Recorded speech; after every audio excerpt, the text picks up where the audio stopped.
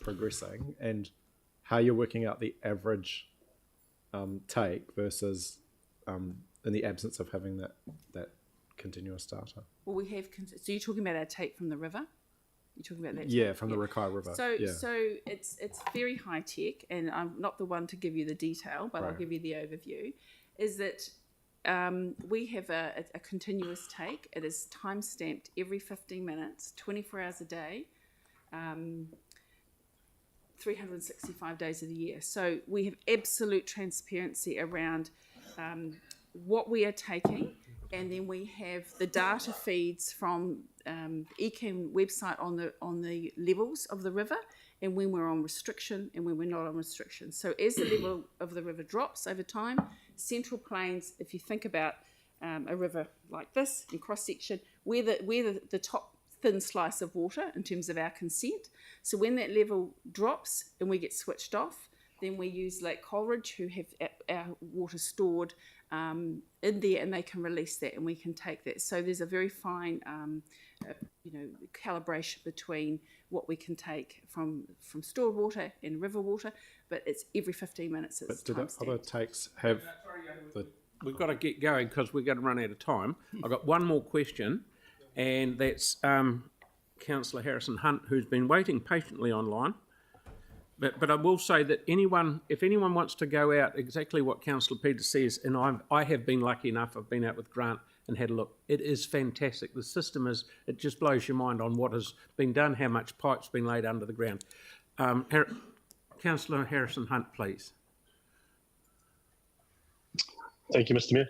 I'm really quick, actually. I just got a question, and excuse my ignorance. I'm just wondering, where does Mana Whenua sit in the Central Plains Water Trust? Sorry.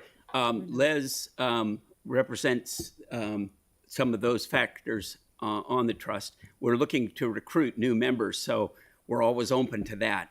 That may be a very quick answer, but those considerations are extremely part of it, and it's a good segue into the educational component that we have as a trust to talk about the journey of water and incorporating the heritage values of the lifeblood of the land, starting in the mountains, coming down through the river, the whole thing about Mahenga Kai, biodiversity, recharge, economic value are all part of this education program. And it's going to be pretty cool. We've got a virtual reality system, so while you can't see the pipes, you stand on them, but you can see them through virtual reality. So it's a little bit of a bend away from what your specific question was, but watch that space for that education program. I'll just jump in there, and Lynn might be able to help me. Hang on, Tyler. There is a provision for, I think it's up to 3 or 4 runanga members on the trust, and as a resourcing issue for Mana Whenua, it's been difficult to fill that, but those, I think there's one position filled, possibly, yes, but they're open at the moment. Yeah. Okay, thank you for that. Right, so we've had enough. I think we've had enough. Very good presentation. Thank you very much. With that, I'll put the motion because I'm sure there's no debate. Really quickly to say, look, that was, and I think I support what Councillor Templeton said. That's a really comprehensive report, probably the best sustainability report I think we've had. So really appreciate all of you coming into Christchurch to present it for us. And thank you for the work that you're doing. Yeah, well done. Yeah. Well done. Thank you. So with that, I will put that motion. All those in favour? Aye. Against? Thank you. Carried. Very, very good. Item 24. Right.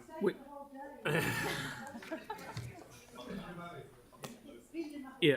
So no, we're just